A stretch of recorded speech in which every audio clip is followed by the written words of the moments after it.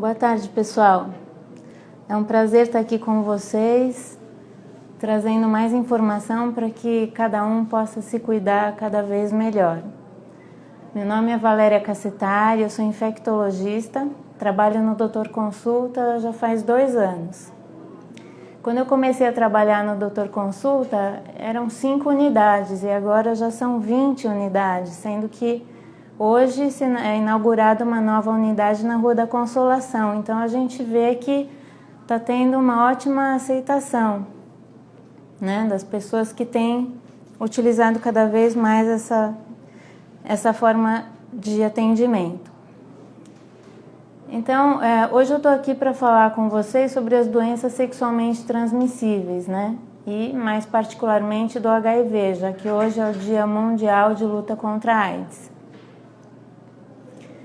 Então, o HIV, ele é um vírus sexualmente transmissível, é transmissível também pelo sangue, né?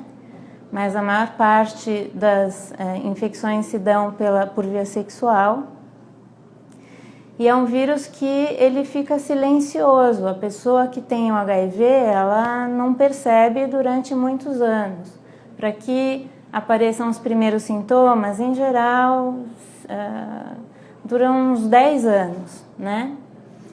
Então, é importante que qualquer pessoa que possa ter se exposto, né, à infecção pelo HIV, que tem alguma chance de ter se exposto, faça uma sorologia, né? Por quê? Porque é bom que quem tem o HIV possa detectar essa infecção precocemente para que possa se cuidar antes que isso vire de fato uma doença pela imunossupressão causada pelo vírus, né? E então essa é uma das sorologias que a gente recomenda para pessoas sexualmente ativas, né? A sorologia do HIV. Tem outras doenças silenciosas também transmitidas por via sexual e que a gente costuma recomendar que as pessoas sexualmente ativas façam periodicamente.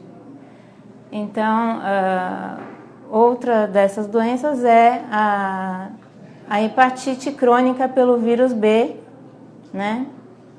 Tem a hepatite crônica pelo vírus C e também a sífilis. Então, essas 4 infecções a gente costuma rastrear por sorologias, né? Que mesmo a pessoa que não sente nada, é recomendável fazer.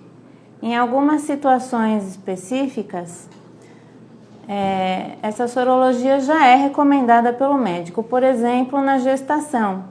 Então, toda mulher gestante vai fazer, né, essas sorologias que está dentro do programa de pré-natal, que é para detectar precocemente essas infecções e evitar que uma mulher gestante possa transmitir para o seu filho esses agentes infecciosos durante a gestação ou o parto. E, bom, então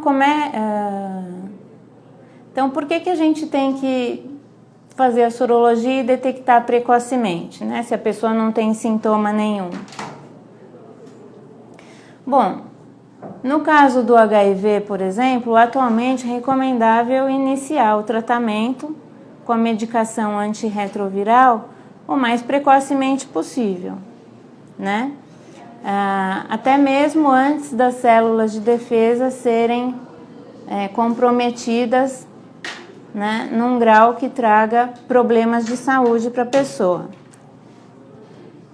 Isso não só porque é bom para o próprio paciente, né, que a gente vê que quando inicia precocemente esse tratamento, tende a ter uma saúde comparável às pessoas que não têm o HIV a longo prazo, mas também porque ao tomar a medicação precocemente, né, a pessoa portadora de HIV diminui a sua carga viral, diminuindo também a chance de transmitir o HIV para outras pessoas.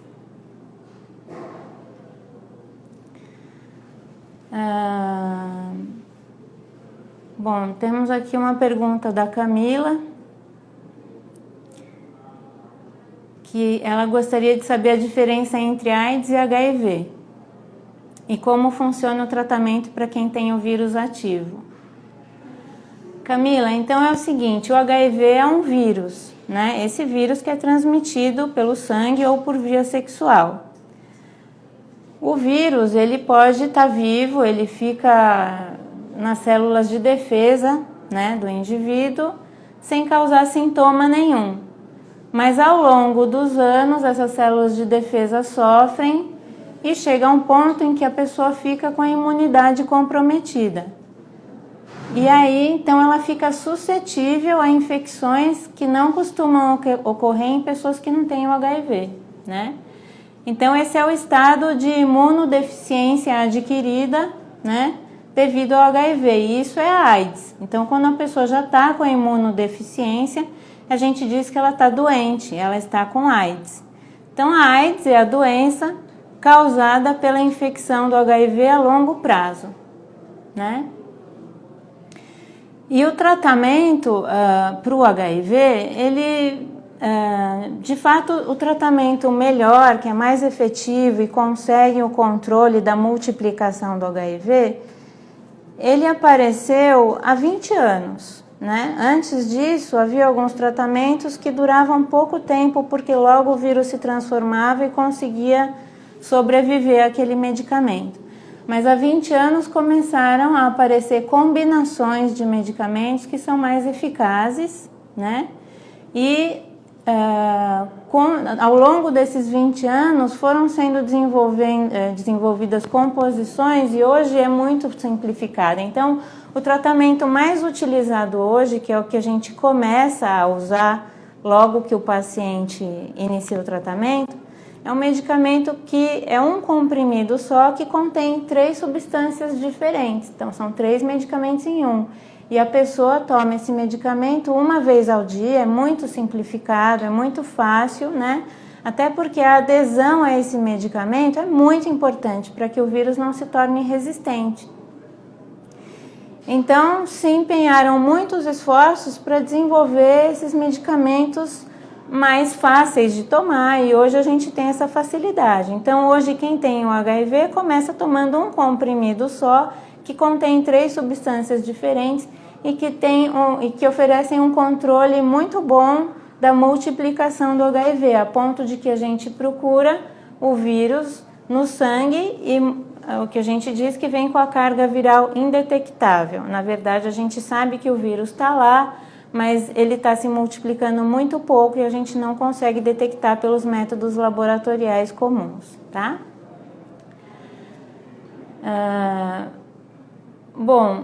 O Oscar Neto está perguntando de quanto em quanto tempo é ideal refazer os exames para doença sexualmente transmissível. Olha, Oscar, isso é uma resposta individual, né? Porque cada um conhece o seu próprio comportamento, né? Hoje em dia, a gente sempre deve reforçar a importância de todo mundo sempre se prevenir, né, da infecção por agentes sexualmente transmissíveis, né? Existe hoje uma liberdade de comportamento muito grande e, por outro lado, em contrapartida, para que a pessoa use isso em seu benefício e não para se prejudicar, é importante estar bem consciente da necessidade de usar o preservativo de látex, né? A camisinha.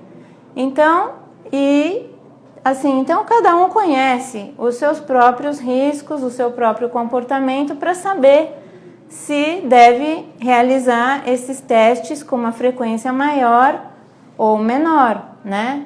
Depende se você tem um parceiro, se você tem mais de um parceiro, né, dos cuidados que você tem para evitar adquirir essas doenças sexualmente transmissíveis, tá? Então, isso é individual. Se você quiser um aconselhamento pessoal, então vale a pena marcar uma consulta para uma orientação mais particular. O João Pedro está perguntando como se prevenir das doenças sexualmente transmissíveis. Eu já falei, né, assim, por alto que, assim, o principal é o uso do preservativo de látex, a camisinha, né, para qualquer tipo de atividade sexual, né? Tem gente que pergunta, sexo oral transmite doença sexualmente transmissível? Transmite, tá? Então, isso tem que ser incorporado na prática e fim de papo. Isso tem que ser a partir da camisinha sempre, tá bom? Bom, a Camila está perguntando quais são as doenças sexualmente transmissíveis mais conhecidas, né? Bom, o HIV ficou muito famoso, né? Ele apareceu assim na década de 1980, causou uma epidemia, né? Levou um tempo até para que se conhecesse. Inicialmente as pessoas ficavam doentes, nem se sabia o que estava causando aquelas doenças estranhas, era uma coisa nova, aí foi percebido o vírus e tal, e era uma doença que matava. Quando a pessoa descobria que estava com imunodeficiência adquirida, o tempo de vida dela era bastante curto e não tinha o que fazer. Então foi de impacto muito grande e ficou muito famoso o HIV, e até hoje ele está entre nós, só que agora de uma maneira com uma grande chance de controle, né? Da pessoa que tem o HIV, ela consegue tomar um medicamento e permanecer com um bom estado de saúde a vida inteira. Mas as doenças sexualmente transmissíveis são muito antigas, então a gente tem a sífilis, por exemplo, que ela tá assim nos livros mais antigos que você possa imaginar, as descrições de sífilis e tal, porque é uma doença sexualmente transmissível que assim tá nas antigas civilizações já, né? E ela também tá até hoje entre nós, a gente rastreia em todas as gestantes para evitar que as gestantes que nem sabem que estão com a gente da sífilis transmitam para os seus filhos. Então temos aí o HIV, a sífilis, tem a hepatite B. Então o vírus da hepatite B também é um vírus silencioso que frequentemente a pessoa adquire por via sexual e não percebe, não sabe que tem, porque ele não dá sintoma nenhum em grande parte das vezes, né? Só que a longo prazo, sem que a pessoa sinta nada, esse vírus pode causar cirrose e até câncer do fígado, né? Então, essas, por exemplo, são 3 doenças com certeza transmitidas por via sexual e que podem ser silenciosas e que devem ser procuradas, né? É importante que a gente, se acha que pode ter adquirido, faça uma sorologia para poder cuidar precocemente antes de ter problemas por causa delas. Bem, também tem uma pergunta: quais cuidados eu devo ter ao conviver com alguém com AIDS? Olha, Camila, isso também é uma coisa que exige um aconselhamento bem detalhado, individual, conversar como é assim a situação. É claro que assim, ao conviver socialmente, não precisa ter cuidado nenhum. Eu não sei se você está me perguntando sobre o convívio íntimo sexual, aí tem que ser conversado individualmente, né? Mas no convívio social não existe nenhuma chance de adquirir o HIV, tá? Então, assim, eu moro na mesma casa, eu trabalho no mesmo escritório, eu como no mesmo restaurante, isso daí não tem problema nenhum, tá? Então não existe nenhuma chance de uma pessoa adquirir HIV da outra pelo convívio social, tá? É só mesmo recebendo um sangue contaminado pelo HIV ou por via sexual.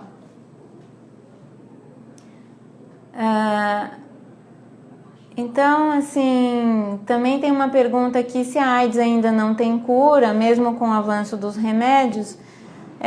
Não tem cura, tá? Não existe cura para o HIV. A pessoa que tem HIV, com os recursos que nós dispomos hoje, ela deve viver até velhinho, tomando medicamentos para controlar a multiplicação do HIV, mas ele sempre estará lá. Mesmo que a pessoa fique 20 anos com a carga viral indetectável, a gente sabe, com os conhecimentos de hoje, que o vírus ainda está lá e se ela parar de tomar os remédios, o vírus vai reaparecer, tá bom?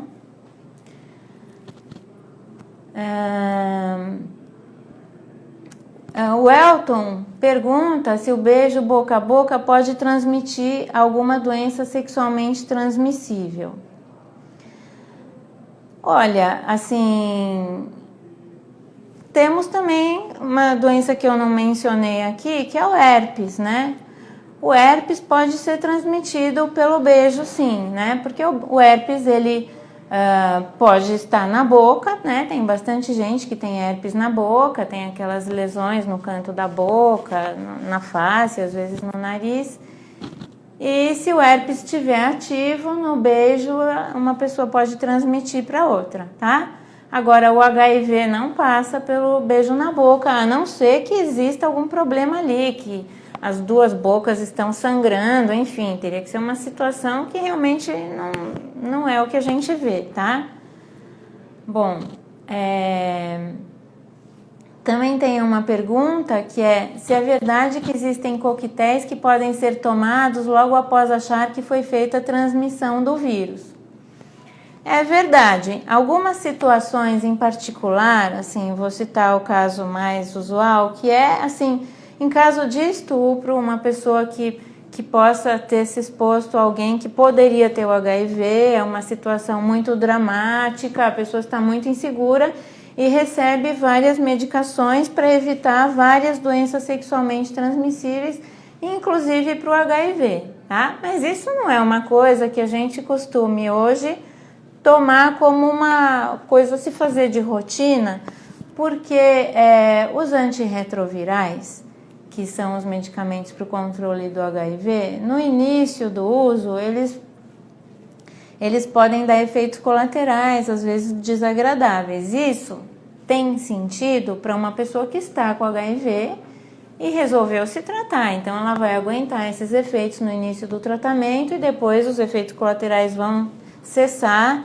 né? Agora, para uma pessoa só porque vai se expor a uma atividade sexual de risco, depois ficar um mês tomando um remédio que dá efeitos colaterais, não tem nenhum cabimento nesse momento. A gente não pensa que isso seja uma boa opção, né? Então, ainda o melhor é evitar o risco. A gente usa esse tratamento quando é uma situação especial, como eu citei no caso de estupro.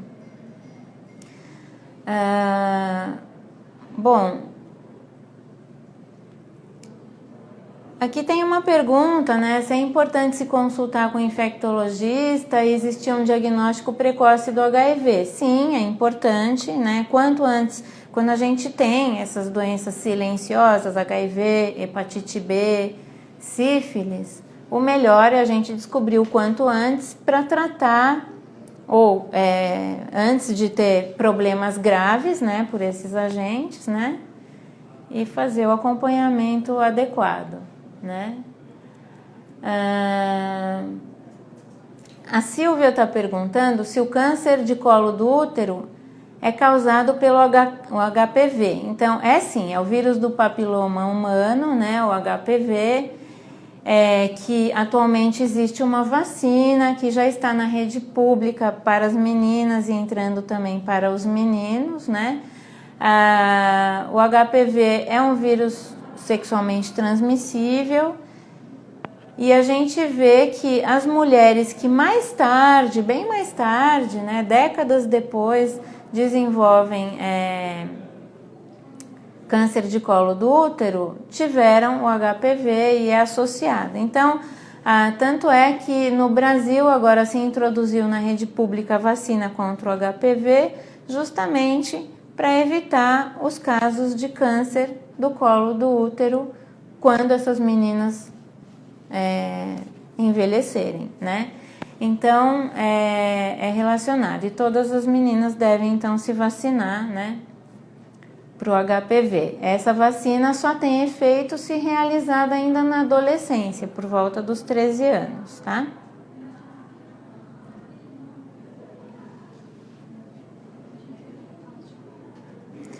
Então, bom, eu agradeço, tá, a participação de vocês, foi muito bom estar aqui e espero continuar essa troca de ideias. Se necessário, marquem uma consulta.